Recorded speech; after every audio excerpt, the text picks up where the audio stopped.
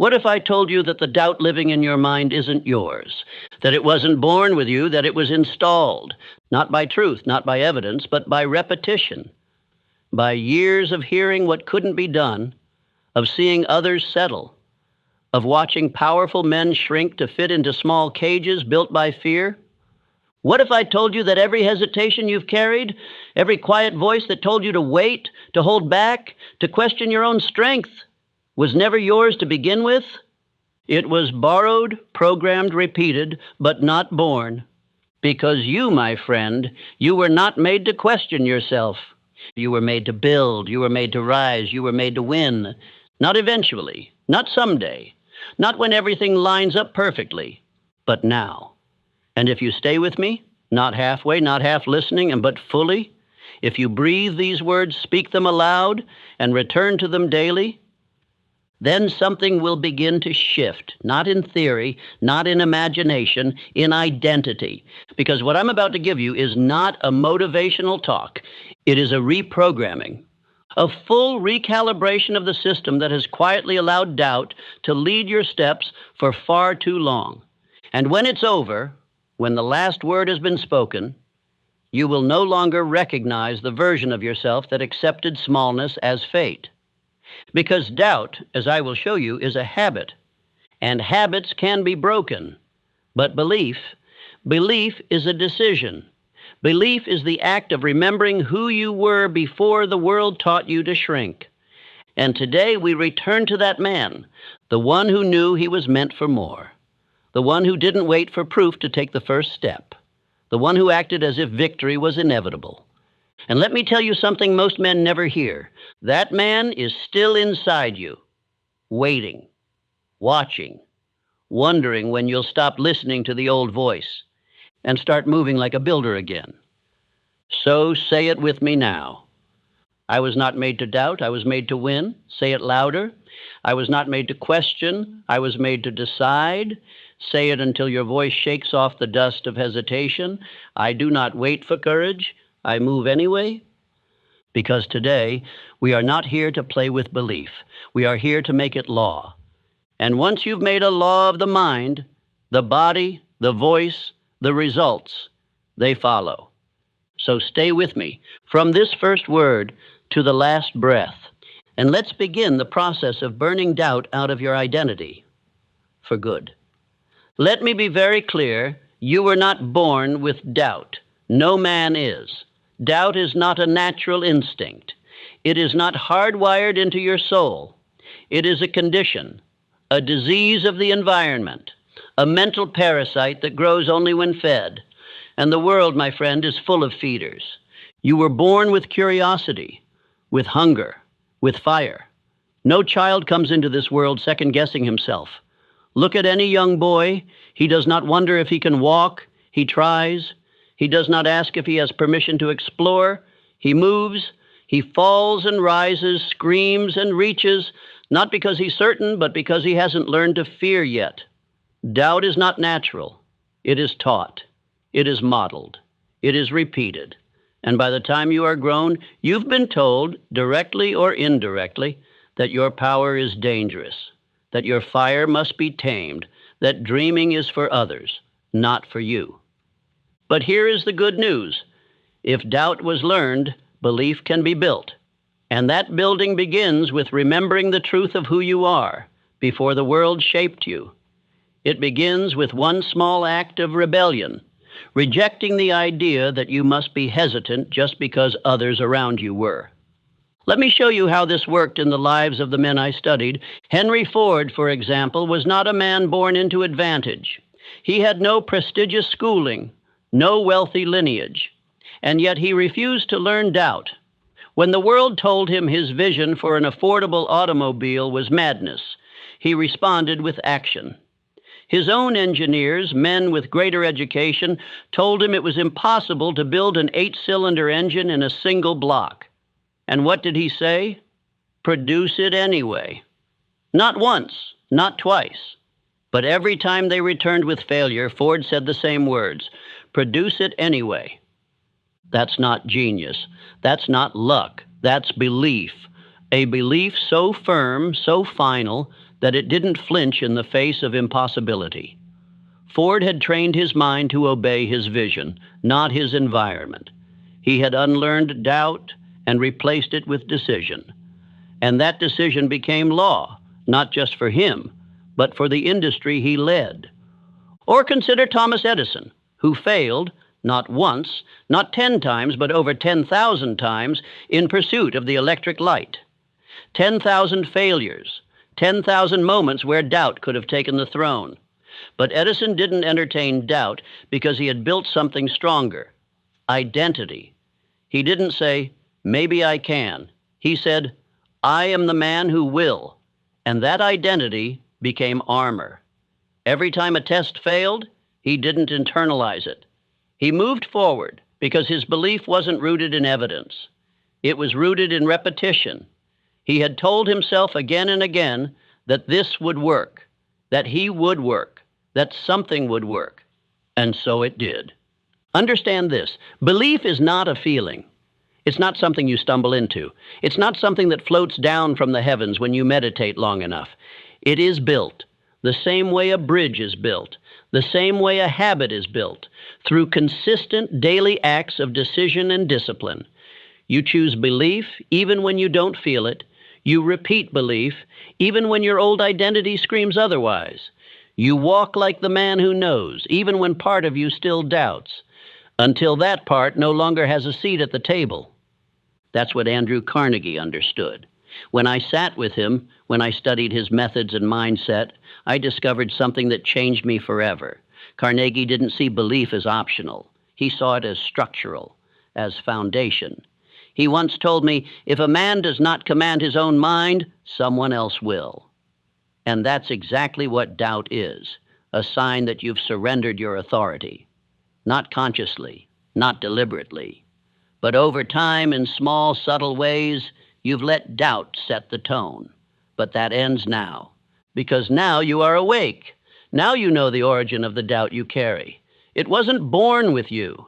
It was given to you, and now you are giving it back.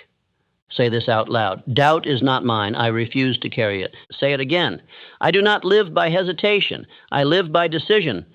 This is how you begin, not by feeling powerful, but by speaking power, by walking with posture that reflects certainty even before certainty has taken root. Because the subconscious does not obey logic, it obeys repetition. And every time you move like a builder, speak like a leader, act like a winner, you are building belief. The man you were meant to be, he's already in you. He's just waiting for the noise to stop. He's waiting for the command to rise, and this is that moment. Let us now speak of the most powerful moment in any man's life, the moment he makes a decision so clear, so permanent, so final, that the old self can no longer survive it. Because here is a truth too many never realize. Identity is not discovered. It is decided. You do not stumble into greatness. You declare it. You do not wait to become confident. You decide that from this moment forward, confidence will be your posture. You do not hope to one day become fearless. You decide to act even when afraid, and that very act rewrites the code of who you are. You see, every man lives within an identity. The problem is, most men live inside an identity they never chose, an identity built from accidents, from repetition, from fear, from the small opinions of small minds. And because they never consciously declared who they were, they've become a collage of contradictions, powerful in potential, paralyzed in practice. But the greats I studied, the men who carved their names into the history of achievement, they all did one thing first. They decided who they were, not based on circumstances, not based on feelings, but based on vision. Let me take you again to Henry Ford. Before he was a titan of industry, before he revolutionized transportation, Ford made a simple decision. He would build a car for the common man. That was it. A sentence, a commitment, a line in the sand. But once that decision was made, everything changed. He no longer acted as a mechanic. He no longer thought like a worker.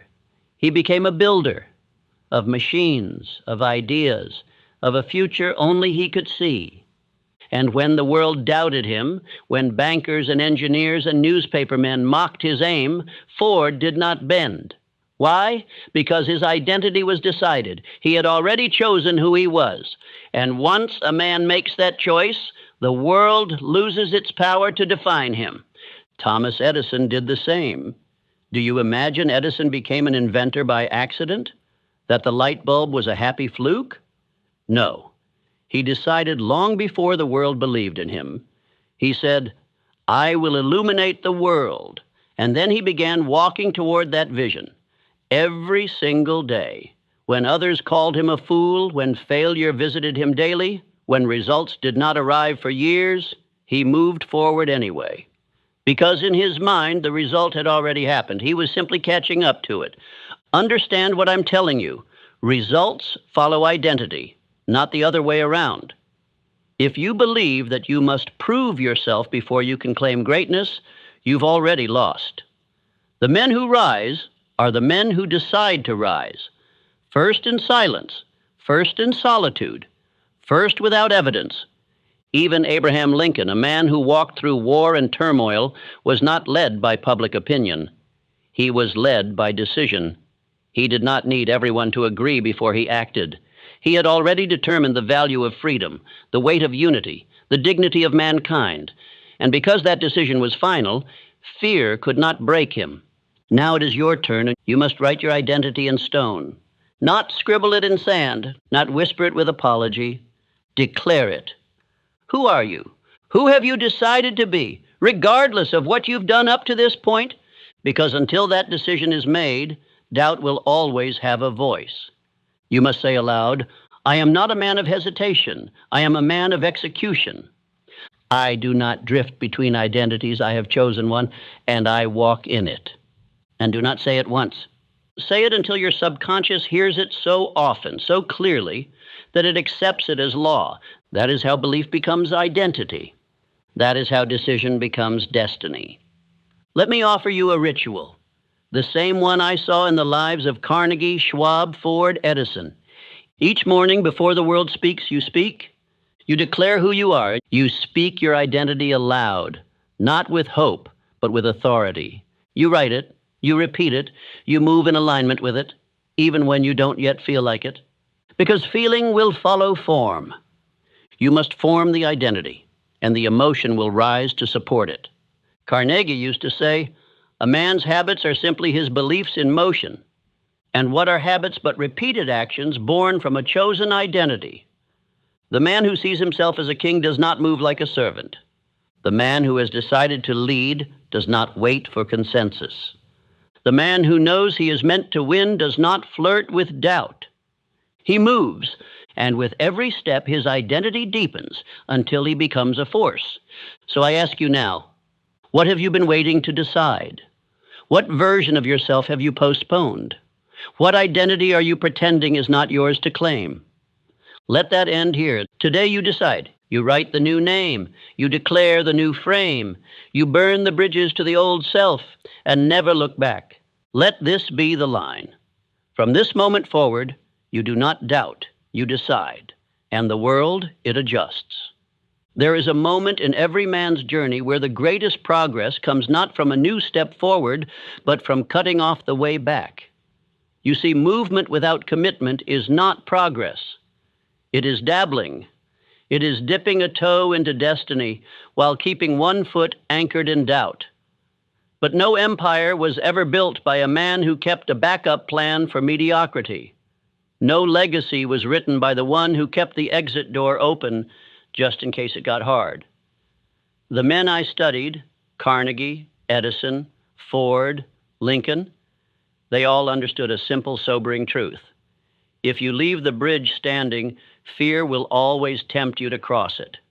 The phrase "burn the boats" has become cliché, but it was not cliché for those who lived it.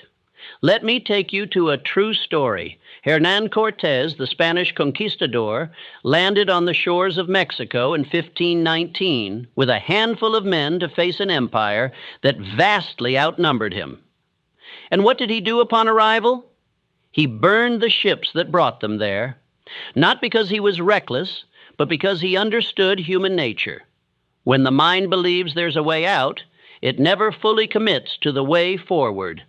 And though I do not romanticize conquest, the principle remains timeless. You must destroy the exit if you want to force destiny to open the door ahead. This principle is not only true in war, it is true in your daily life. Henry Ford did not say, "We'll try this automobile idea, and if it doesn't work, we'll go back to making carriages." Number. He staked everything. When he committed to the Model T, he shut down production of every other car his company was making, against the advice of his board, against the fear of his peers. He simplified, he streamlined, he focused, and in doing so, he created a revolution in manufacturing. Why? Because there was no retreat. Ford didn't seek comfort, he sought completion. Thomas Edison, too, had no plan B. When he set out to create a functioning light bulb, he faced more than 10,000 failures. But each attempt was made with the resolve of a man who had already sealed his fate. He once said, "I have not failed. I've just found 10,000 ways that won't work." That is not the voice of a man who left the door open to quit. That is the voice of a man who locked it, threw away the key, and set fire to the room behind him. Andrew Carnegie, as a young immigrant with nothing but a job in a telegraph office and a mind full of ambition, decided early that poverty would not have the final word. He did not pursue wealth as a wish. He pursued it as a necessity, not for greed, but for impact. He devoted himself to mastery of industry, management, communication. When he committed to steal, he committed with everything. He was not dabbling. And because of that, he rose. What is your retreat? Be honest. Is it the job you keep as a safety net even though it dulls your soul? Is it the voice you silence because you fear what others will say? Is it the plan you never start because you keep telling yourself you'll do it when the timing is better? These are not strategies. These are shelters for fear. And as long as they exist, you will never walk with full power. You cannot act like you were meant to win if your energy is split between building and retreating. You must commit fully. And you must prove that commitment by eliminating the exits. It's easy to say, "I'm all in." It's another thing to remove every other option. That's what the greats did. Abraham Lincoln did not entertain compromise when it came to preserving the Union. He knew the risks. He knew the cost. He knew that war would scar the nation. But he also knew that preserving the soul of America required conviction without loopholes. And so, with ink and blood, he wrote his stand into history. You must now do the same metaphorically and mentally. Burn the retreat. Let fear scream. Let doubt panic. Let the old self cry out in protest, but do not go back. Delete the maybe. Delete the someday. Delete the "if this doesn't work, I'll..." Those phrases are permission slips for failure.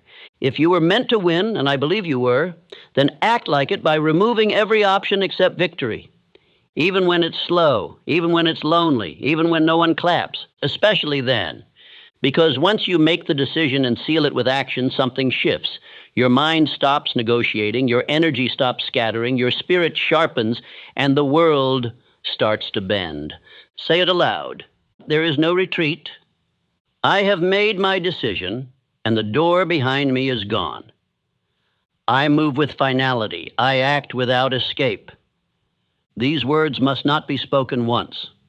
They must be repeated daily until your body forgets what it felt like to doubt. This is not about drama.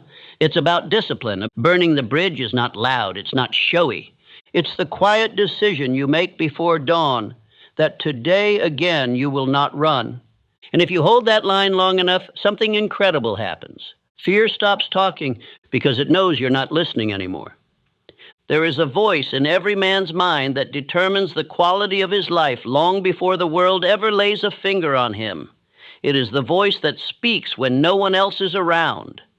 The one that whispers when the door closes, when the lights are off, when the results don't come, and when the crowd has gone quiet.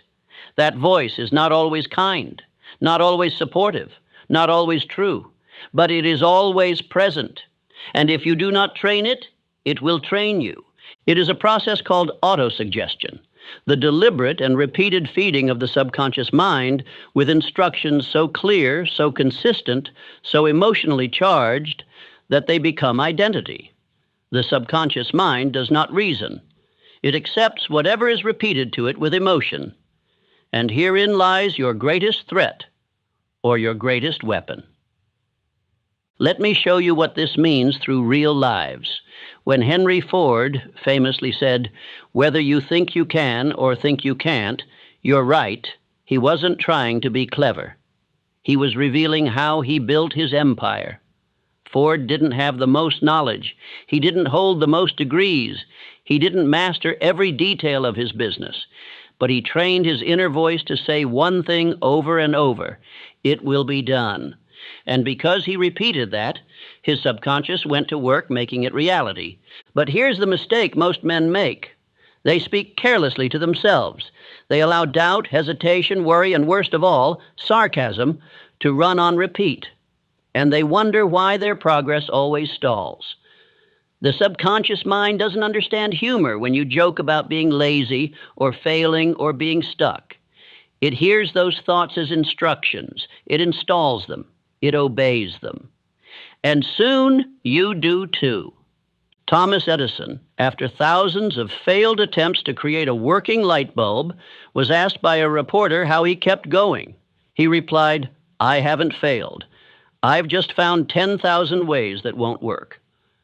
But understand what that really was. It wasn't just optimism. It was programming. It was a mental script so strong, so repetitive, that failure could not take root. Every time he spoke those words, he trained his inner voice to keep moving forward, and the voice obeyed. Andrew Carnegie, too, was relentless in this discipline. He instructed the young men under his mentorship to write their chief aim and read it aloud every morning and every night. He believed that a man could become unstoppable if he simply repeated the right idea often enough, not whispered, not read silently, spoken.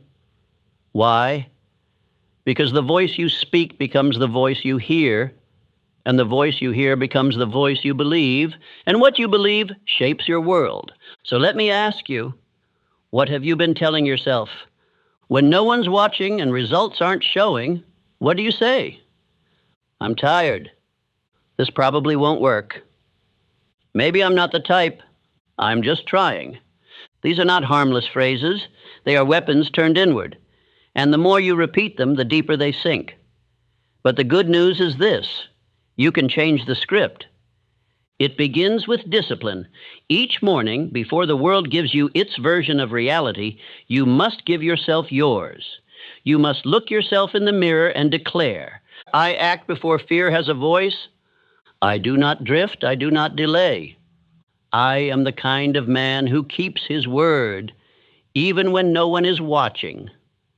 And again, at night, just before sleep, when the mind is soft, when the subconscious is open, you speak your aim, you speak your identity, you speak your next move. Why? Because the mind remembers what it hears last. This is not motivational fluff. This is neurological reality. It is how the brain wires thought into habit, how the habit becomes instinct, and how instinct becomes destiny. Even Charles M. Schwab, in the height of his industrial leadership, was known for his unmatched optimism. But it wasn't blind. He had trained his focus. He avoided negative language. He redirected failure. When others panicked, Schwab reframed. That mental strength didn't come from birth. It came from repetition. You must now create your own script, a handful of phrases, spoken with intensity, repeated with conviction, not generic affirmations you found in a book, your words, your beliefs, written with fire. Let me help you begin. I do not explain my power, I execute it. My actions train my mind to believe. I am not waiting for motivation, I move with discipline. Write them, speak them, repeat them daily. And here's what will happen. The inner voice that once wavered will harden. It will sharpen. It will begin to speak with clarity, even when things feel uncertain. And when that happens, everything changes. You will no longer talk yourself out of action. You will talk yourself into motion. You will no longer entertain excuses. You will interrupt them with new instruction. You will no longer doubt your identity. You will reinforce it with every breath. This, right here, is how you kill the doubt. You don't wait for it to leave. You drown it in truth. You replace the old voice. You install a new one. And once the subconscious accepts that new voice as dominant, doubt will knock, and your mind will not even hear it. Because the inner voice is too focused, too decisive, too trained to look backward. So I challenge you, make this speech your ritual, and not just once, but again, and again, and again. Because repetition is how we become. There comes a moment in every man's life where he must choose, will I follow how I feel, or will I follow what I've decided? Most men, without knowing it, live under the rule of emotion. They act when it feels good. They pause when it feels hard. They speak when they're confident. They hide when they're uncertain. And they wonder why their life never becomes what it was meant to be. But the builders, the producers, the titans of history, they lived by a different compass. They were not governed by moods, by opinion, or by fear disguised as logic. They moved by faith. They didn't wait to feel brave. They acted before courage arrived. They trusted what they decided more than what they felt. Let me explain this clearly. Faith is not some mystical energy floating in the ether. Faith is a mental attitude, a muscle, a discipline. It is built like a wall, brick by brick, through repetition, decision, and the refusal to waver. And most importantly, faith is a choice. You do not need a reason to believe. You choose to believe, and the reason will follow. Henry Ford embodied this. He was told repeatedly by engineers, financiers, and supposed experts that his ideas were impossible, that the public wouldn't want a car, that an 8-cylinder engine in one block couldn't be done. And yet, he replied every time with a simple command, build it anyway. Why? Because his belief wasn't based on the external world. It was born inside him. He installed faith through repetition, through forward motion, through refusing to entertain contradiction. Ford didn't always feel strong, but he always led himself like he was. That is the key. You do not need to feel the faith. You need to move like it's already there. Thomas Edison failed thousands of times on his journey to create the electric light, but he was never broken. Why? Because he had already decided that success was inevitable. And once that decision was installed, he no longer needed external validation. Each failure wasn't a sign to stop. It was evidence that progress was being made. That is what faith looks like. Not emotion, but identity backed by action. Now let me speak plainly. Most men confuse emotion with guidance. They think that if something feels heavy, it's a sign they should stop. If it feels uncertain, they assume it's the wrong path. But listen to me now. Discomfort is not a red light. It is the toll you pay to walk the road of greatness. Abraham Lincoln knew this well. He was elected president during a time when the nation was fracturing. His choices would determine not only the fate of the United States, but the fate of slavery. His cabinet was divided. The nation was at war. And the voices around him grew louder and louder with doubt. But Lincoln did not flinch.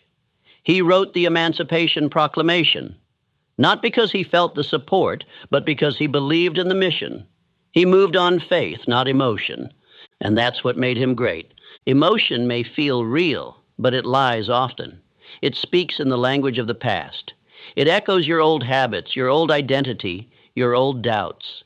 But faith speaks from the future. Faith speaks from the man you decided to become, not the man you used to be.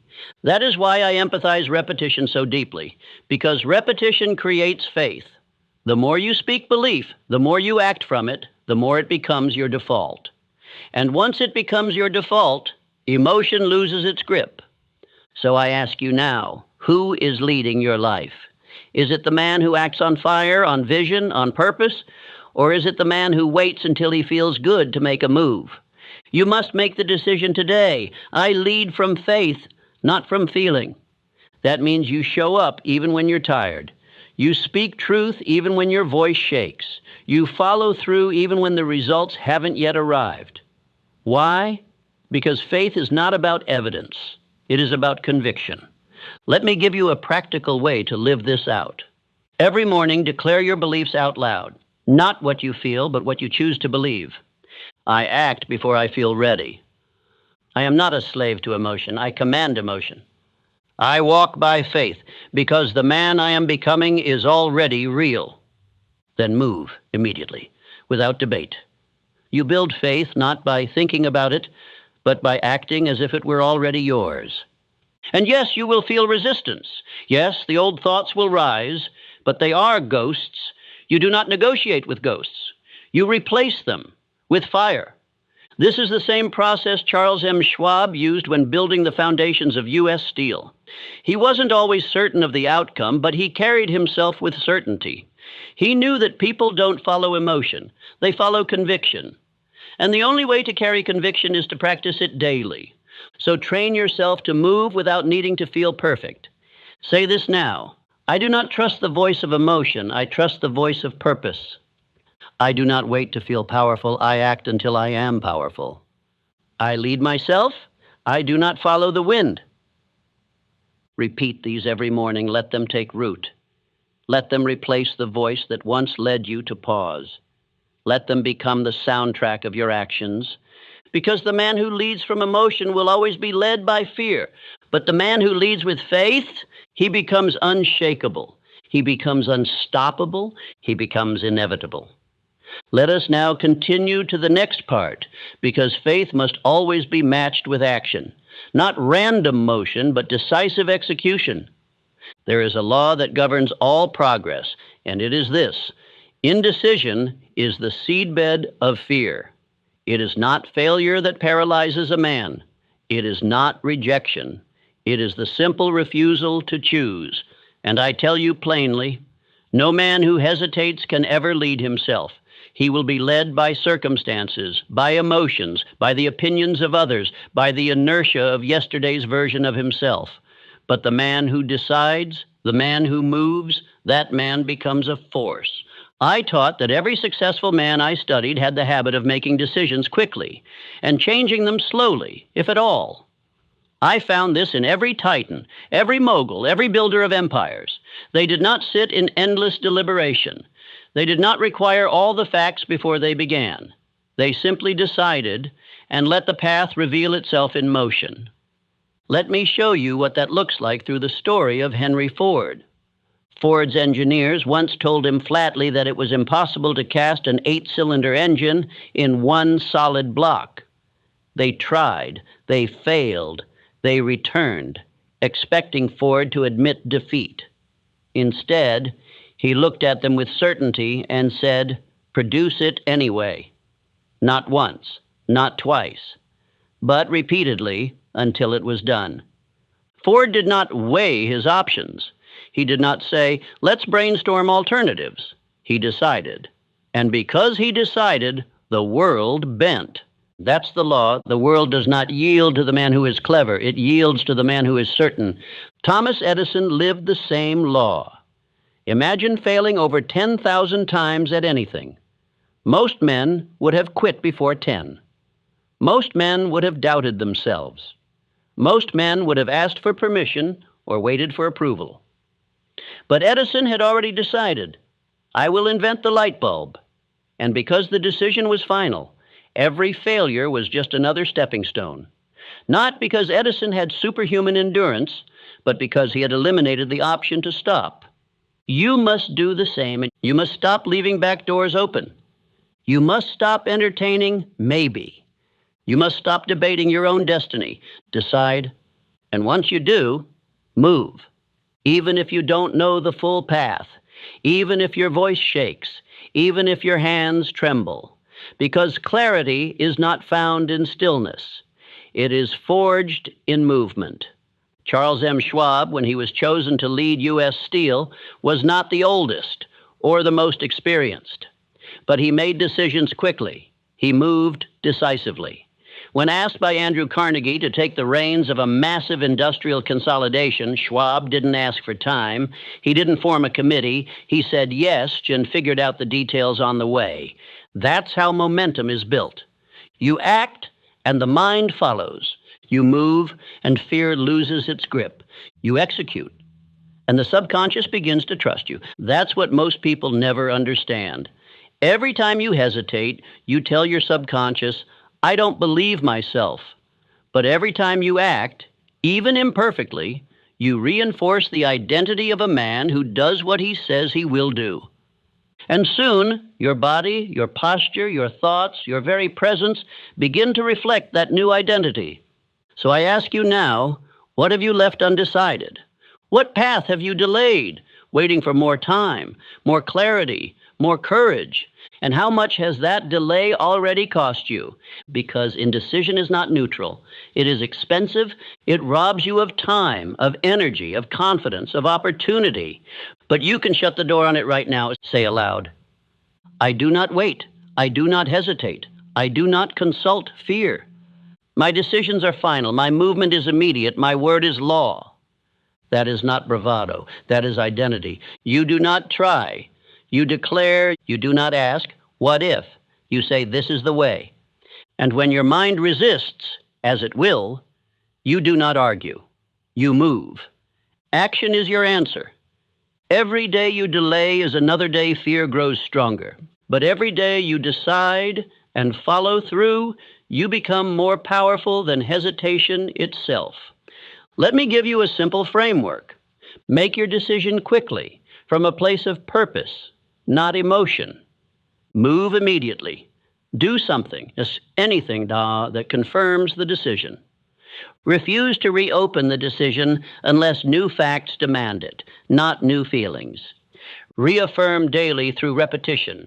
I am a man who moves. I am a man who leads. I am a man who acts. That is how the mind is retrained. That is how confidence is installed. That is how fear is removed, not all at once, but in the daily habit of movement. Even Abraham Lincoln, in the darkest moments of the Civil War, acted. He did not have unanimous support.